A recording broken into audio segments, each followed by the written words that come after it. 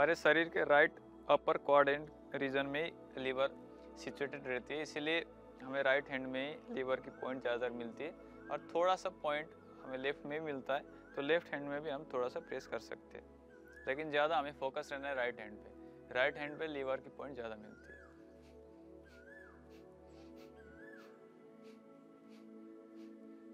और ये लीवर के एक्यूप्रेशर के साथ साथ हम डाइजेशन के लिए एक मुख्य पॉइंट बताते, जो ये अंगूठे के मोल है यहाँ पे भी, ये डाइजेशन के लिए एक मुख्य पॉइंट होता है एक्यूप्रेशर पॉइंट। यहाँ पर भी दबाते हुए हम ऐसे प्रेस करते हुए कपालभाति का अभ्यास कर सकते हैं।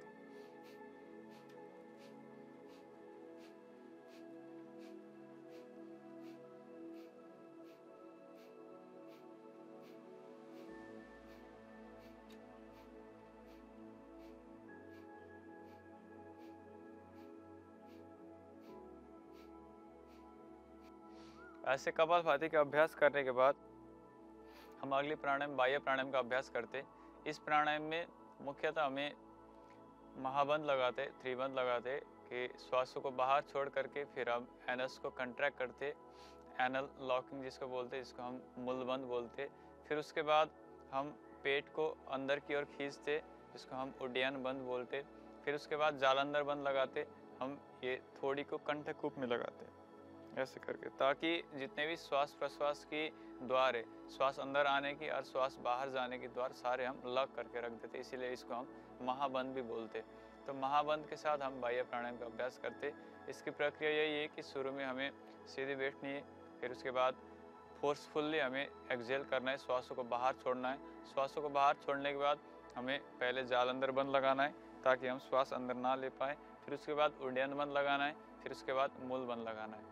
इन तीनों बंध को हमें होल्ड करके रखना है 20 से 30 सेकंड तक, मनी मन संकल्प के साथ, गायत्री मंत्र के उच्चारण के साथ मनी मन, या तो ओमकार के उच्चारण मनी मन करते हुए ये बाह्य प्राणायाम का अभ्यास हम कर सकते हैं।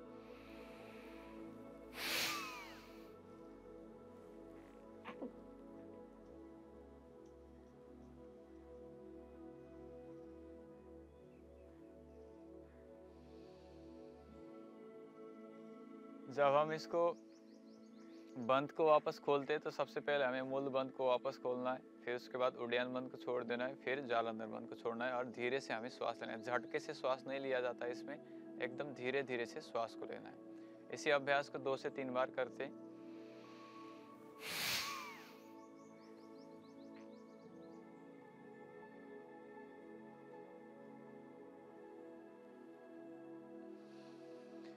तो ये बाह्य प्राणायाम का अभ्यास करने से हमें पेट की समस्याओं में राहत मिलता है, लीवर की समस्या में राहत मिलता है, और ये हमें हमारी आंतरिक ऊर्जा को जागृत करता है और हमारी प्राणिक ऊर्जा, जिसको हम वाइटल फोर्स बोलते हैं, वाइटलिटी हमारी इंक्रीज होती है। वाइटलिटी इनहेंस होने से संपूर्ण रोग जड़ से मिटने लग जाती है।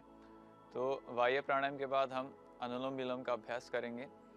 हमें दाएं नासिका को बंद करना है और बाएं नासिका से श्वास लेते हुए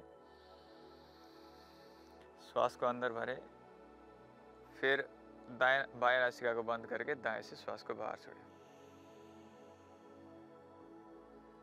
अब दाएं नासिका से अंदर भर ले श्वास को,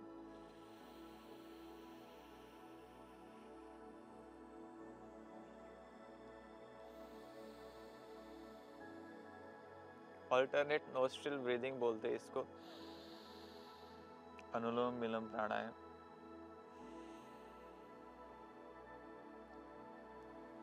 ये संपूर्ण नस नाड़ियों को जागृत करने के लिए और उसमें सुप्त जागृत ऊर्जाओं को जागृत करने के लिए बहुत ही अच्छा प्राणायाम है।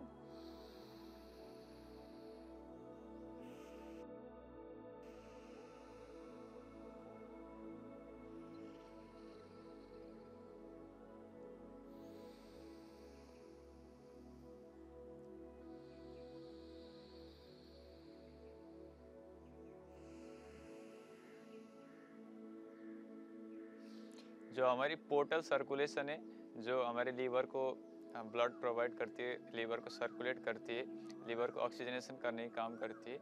ये सर्कुलेशन अपनी नर्वस सिस्टम से, सेंट्रल नर्वस सिस्टम से डायरेक्ट जुड़ा हुआ है। इसको हम एंटेरिक नर्वस सिस्टम भी बोलते। तो जब कभी भी हम स्ट्रेस में रहते हैं तो स्ट्रेस में रहने से भी हमारे लीवर में समस्या आ सकती है। तो इसीलिए हमें अनुलोम विलोम प्राणायाम का अभ्यास करने से हमारी स्ट्रेस लेवल डाउन होती है और हमारे लीवर की कार्य क्षमता इनहेंस होती है।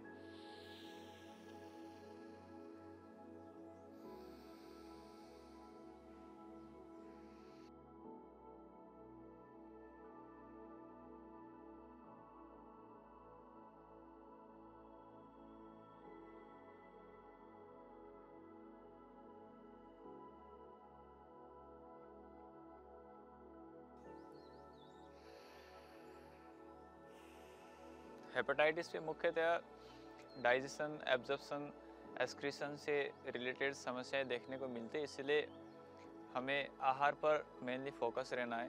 पहले लंघन करना है, फिर उसके बाद रेचन, विरेचन और विरेचक द्रव्यों का प्रयोग करके विरेचन करना है। फिर उसके बाद हमें स्नेहन करना है। उसके बाद हम षटकर्म आदि का कर सकते हैं, जैसे शंख प्रक्षालन हम कर सकते हैं। फिर नेति, त्राटक हम कर सकते हैं ताकि हमारी स्ट्रेस लेवल कम हो जाए, डाइजेशन इनहेंस हो जाए। और आहार में मुख्यतः हम लौकी कल्प कर सकते हैं कि लौकी का ही सब्जी सुबह शाम दोपहर में या तो खिचड़ी में लौकी मिक्स करके हम खा सकते हैं। और लौकी का ही आहार करना, लौकी का ही जूस पीना, इससे लीवर सेल्स को बहुत अच्छा इन्हेंसमेंट मिलता है और लीवर सेल्स बहुत अच्छे से कार्य करने लगती है लौकी कल्प करने से। तो आहार में हम लौकी कल्प कर सकते हैं लीवर डिजीज में, हेपेटाइटिस में।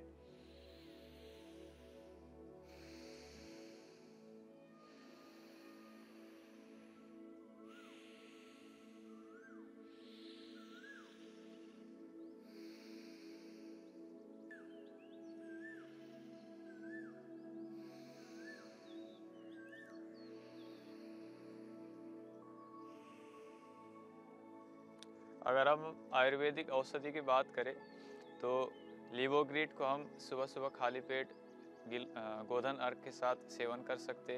और लीवामृत हम खाली पेट भोजन के बाद तुरंत बाद हम सेवन कर सकते। फिर सर्वकल्प क्वाथ का सेवन कर सकते, कायाकल्प क्वाथ का सेवन कर सकते। और टोटला क्वाथ भी बहुत लाभदायक होता है हेपेटाइटिस में। तो ऐसे आयुर्वेदिक दवाओं का सेवन करने से षटकर्म, पंचकर्म और प्राकृतिक चिकित्सा में गैस्ट्रोहेपेटिक पैक, जिसमें हम एब्डोमेन में और हेपेटिक एरिया में हम गर्म ठंडा सेक देते हैं, उससे बहुत अच्छा लाभ मिलता है लीवर डिजीज में।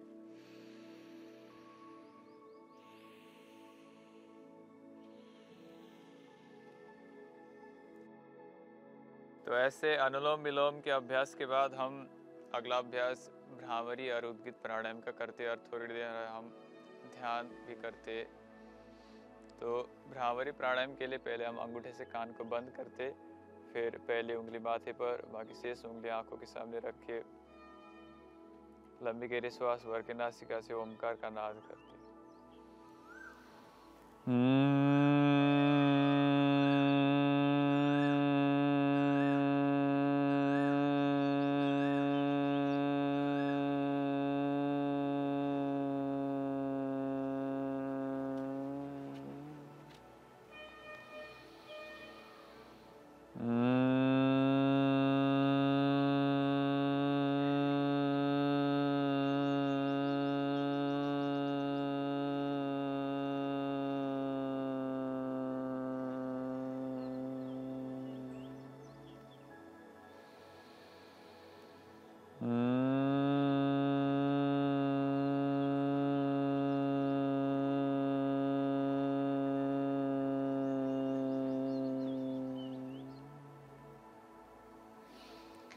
भ्रामरी के बाद उद्गीत प्राणायाम।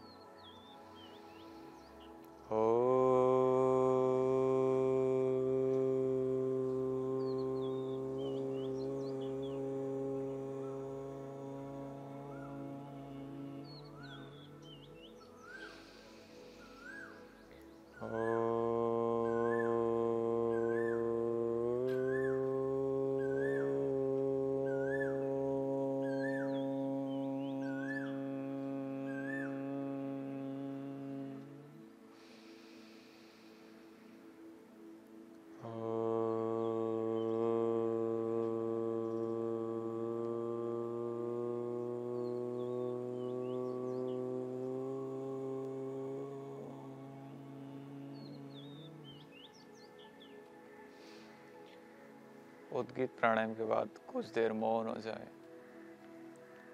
और उस ओमकार के नाद को अपने अंदर महसूस करें। उस परम चेतन, उस परम ज्योति, परम पिता परमात्मा को अपने अंदर प्रकाशित होते हुए महसूस करते हुए, उसी के साथ एक आत्म होते हुए अपने आप को संपूर्ण रोगों से, विकारों से, दुख से मुक्त करने के संकल्प के साथ प्रार्थना पूर्वक हृदय से उस परम पिता परमात्मा से एक आत्म होकर के ध्यान का अभ्यास करें।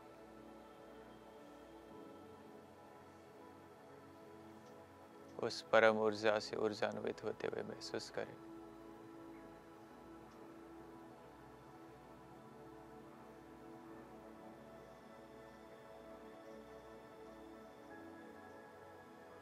अपने आप को संकल्पित करें कि मुझे रोगी नहीं रहना है। मुझे तन से, मन से, शारीरिक रूप से, मानसिक रूप से, आध्यात्मिक रूप से पूर्णतया स्वस्थ रहना है। मुझे निरंतर योग अभ्यास करना है ताकि मैं सब प्रकार के रोगों से मुक्त हो जाऊं। न तस्य रोगो न जरा न मृत्यु प्राप्तस्य योगाग्नि अयं शरीरम। ऐसे संकल्प के साथ ये दोनों हाथों को ऊपर करके घर्षण करें। हथेली में जो ऊर्जा उत्पन्न होती है उस ऊर्जा को अपने अंदर समाहित करते हुए अपनी आंखों को हथेली के अंदर ही खोल लीजिए। तो आज हमने देखा कि कैसे हेपेटाइटिस जैसी गंभीर बीमारियों से हम निजात पा सकते हैं योग, आयुर्वेद और प्राकृतिक चिकित्सा के माध्यम से। तो ऐसे ही योग, आयुर्वेद और प्राकृतिक चिकित्सा के बारे में और ज़्यादा जानकारी के लिए आप बने रहिए इंडिया टीवी योग के साथ। धन्यवाद, प्रणाम, नमस्ते, ओम।